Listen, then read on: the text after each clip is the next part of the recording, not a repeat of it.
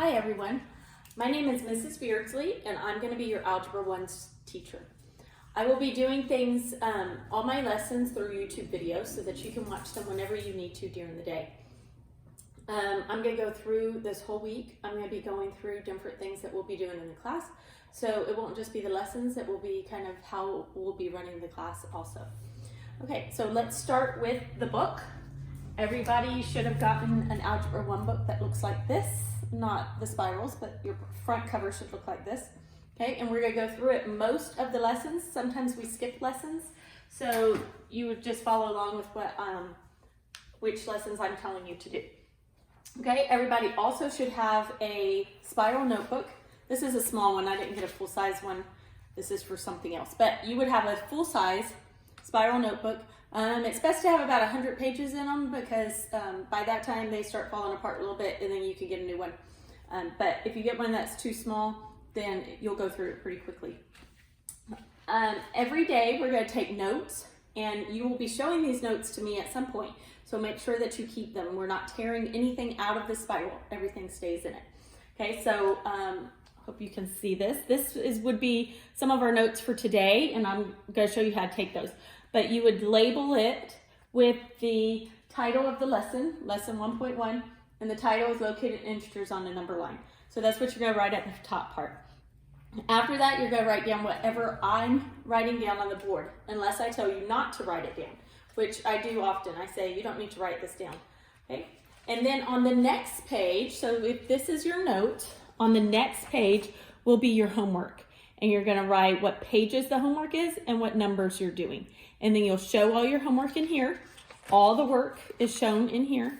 And then this is how you will turn in your homework and show me your homework. Well, we'll talk more about the way you're going to turn it in later on, okay? But today, let's get started with some notes and our lesson. So today's lesson is on locating integers on a number line. So your integers are just basically your numbers. We're talking about right now, we're talking about whole numbers that are positive and negative. Okay, so to locate integers on a number line. If I go too fast for you, these videos, it takes a long time to upload if they're too long.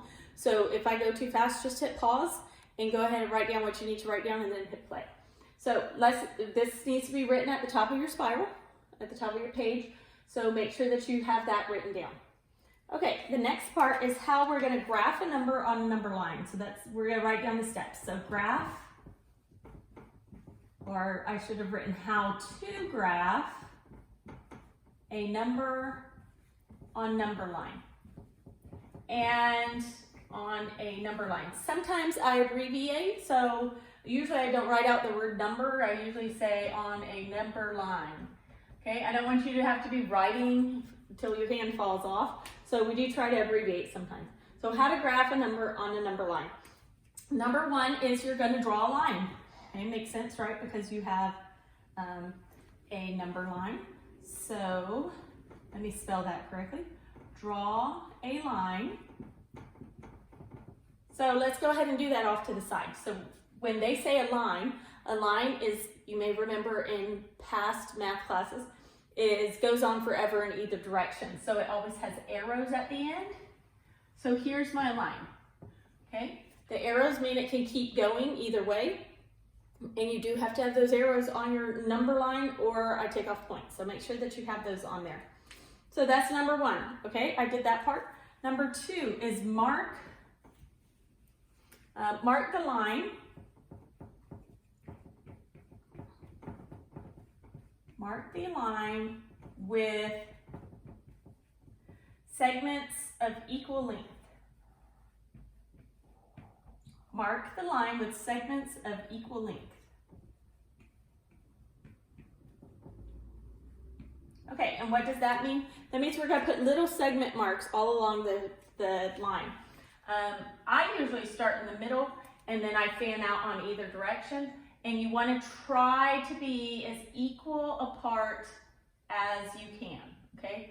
I know it's not going to be perfect. I'm not asking you to get out a ruler and make sure that they're the same length apart, but don't do like a bunch like this and then some like that, okay? We don't want your number line to look like that. So make sure that you try to keep them as equal distances apart as you can. If it's very obvious, then yeah, your points will be taken off, but I don't ever usually have kids that have it super bad. Okay, number 3 is number the marks. Okay, let's put number the marks. Okay, I'm not going to make you write everything else that's on this part, but in your book, and I take notes from your book so you can be following along in your book also. It says number the marks consistent with the numbers to be graphed. So if they want you to graph the number 5, then 5 needs to be on here somewhere, right? If they want you to graph the number 100, you're not going to number these 1, 2, 3, 4, 5, 6, 7, 8, 9 because you're not going to get to 100. Okay, so make sure that you number them appropriately. So we're going to number them in just a minute, but well, let's go ahead and number them now before we get on to the 4th one. So let's start in the middle with a 0. So if I was numbering this number line, to the right of 0 would be positive numbers, 1, 2, 3, 4. And that's the way you number them, just underneath the marks. And then what's going to be to the left of 0 is negative numbers. So we're going to have -1, -2, -3, -4. Notice my numbers are going backwards when they're negative, okay? Because this one is only 1 space away from 0. This is -1. Just like this is 1 space away from 0. So I wouldn't go 1, 2, 3, 4, because if this was a 4, it would not be 4 spaces away from 0. So make sure that when you're numbering your negatives, you're going away from the 0 from 1, 2, 3, 4. And we're going to talk about that a little bit more in some of the examples. Okay, so here's you need to make sure that you have a good number line written out with the numbers on it so that you know what it looks like when you get to your examples and your homework. Okay, and the last thing you're going to do is place a dot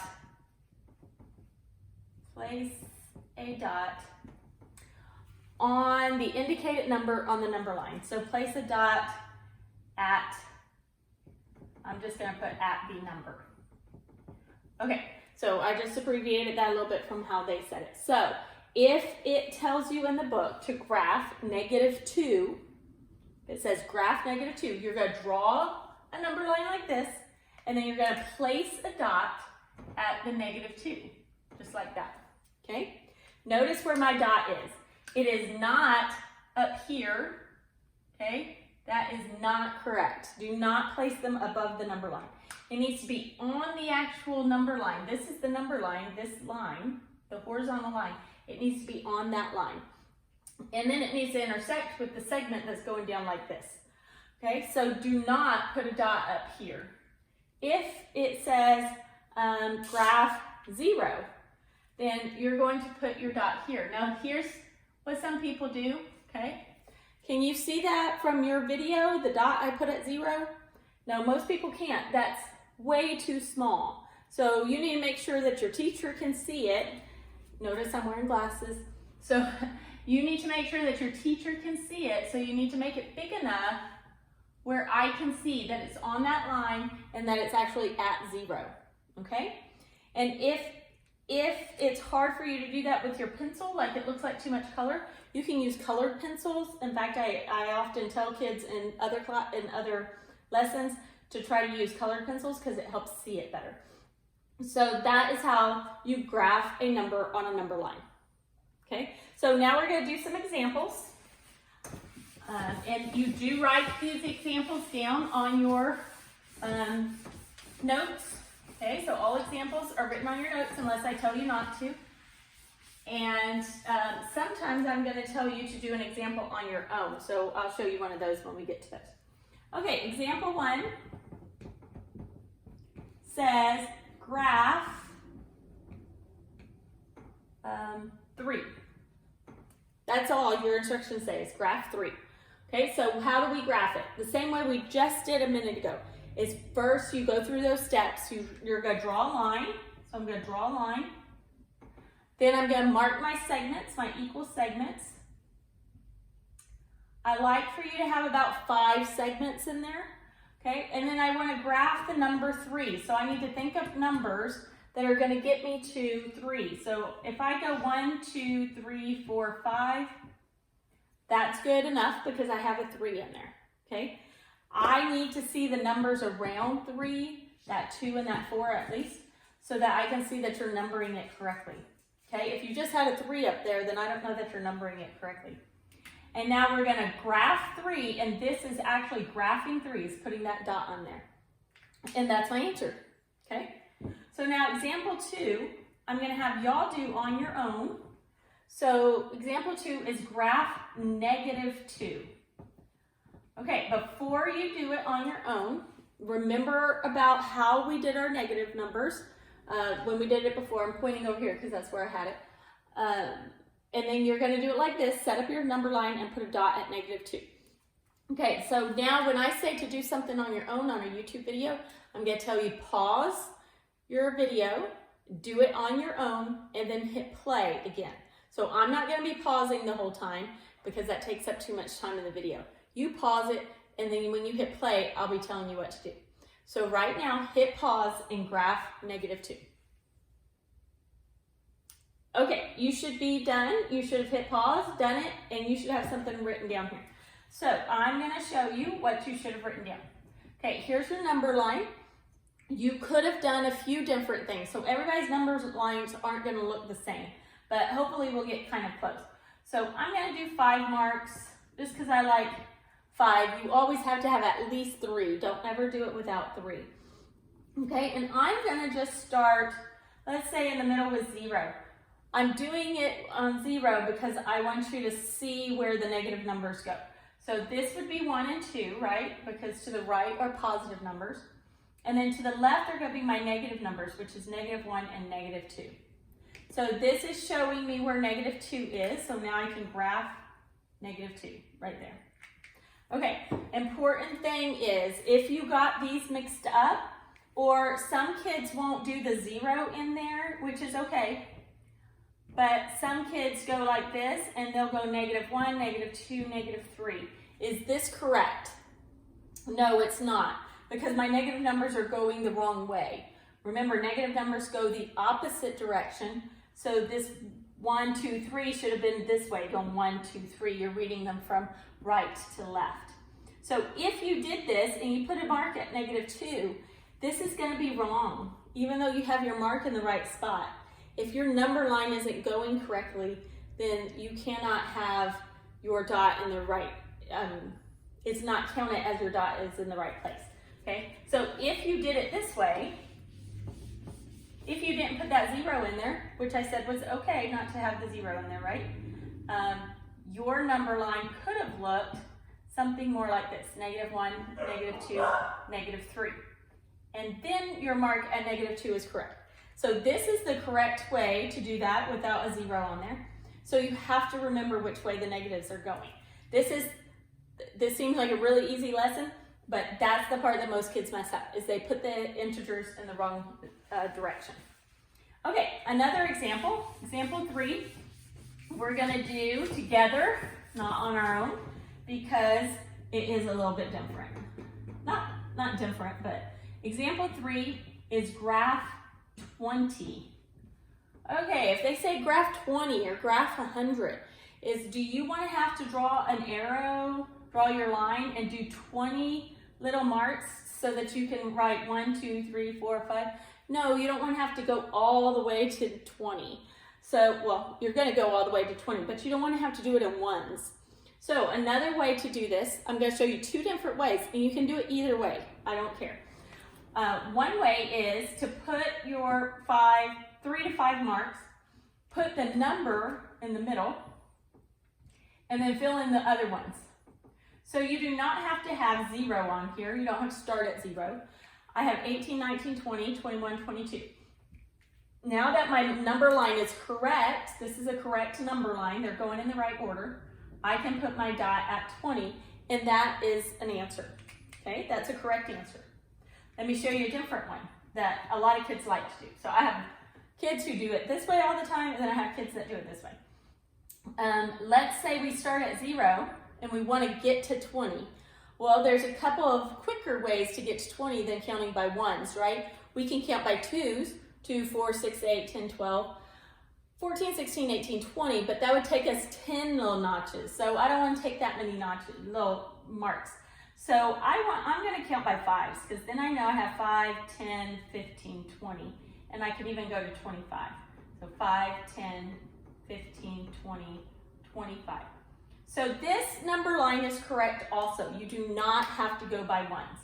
This number line, oops, I put it in the wrong spot.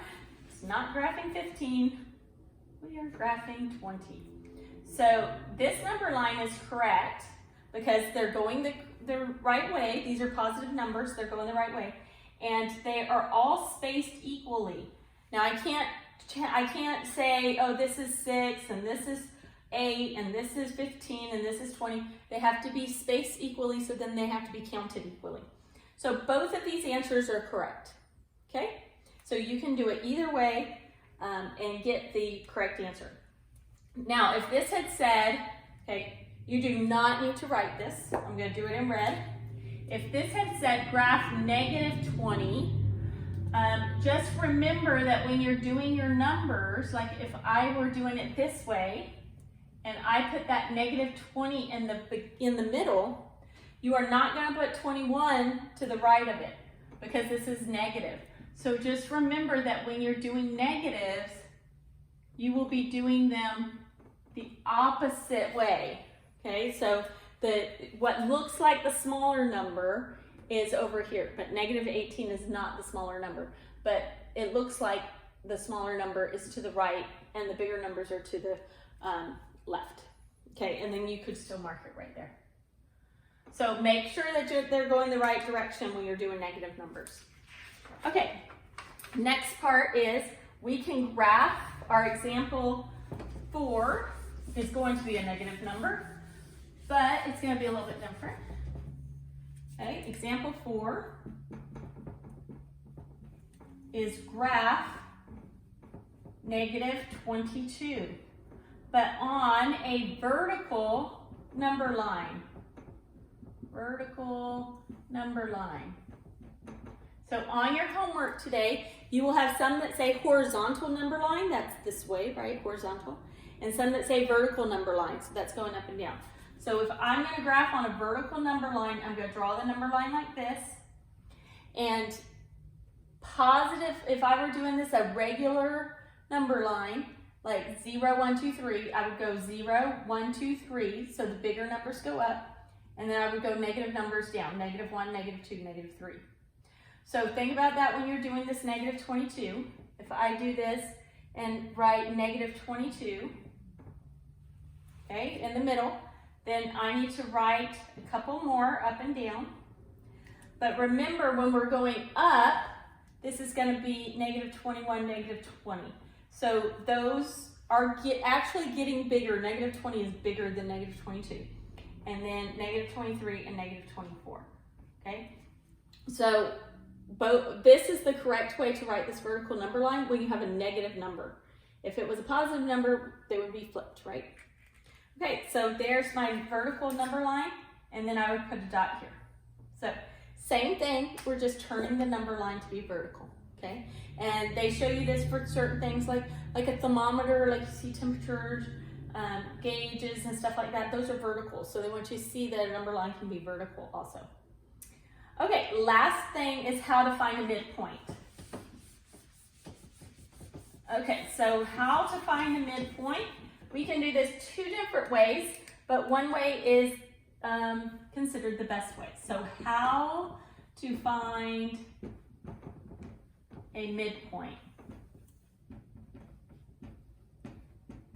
So midpoint is what it sounds like, the middle, right?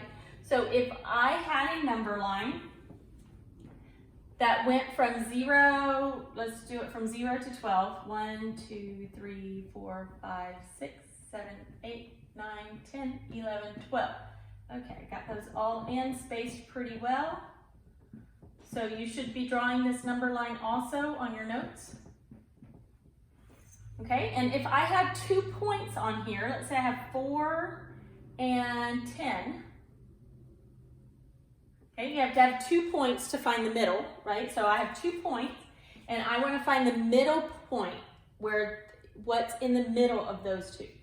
Okay, so you can do it this way, where you take your fingers and you go, okay, there, okay, 7 is in the middle, and that's the way you can find 7. But sometimes you're gonna get some bigger numbers that are harder to do that with, or you don't wanna draw out a whole number line. So you just wanna be able to find that midpoint without a number line. And in your homework today, it's gonna say, find a midpoint, and I do not want you drawing a number line. I want you to do it this other way. So to find a midpoint, you're gonna add the 4 plus the 10. So you're gonna add the 2 points.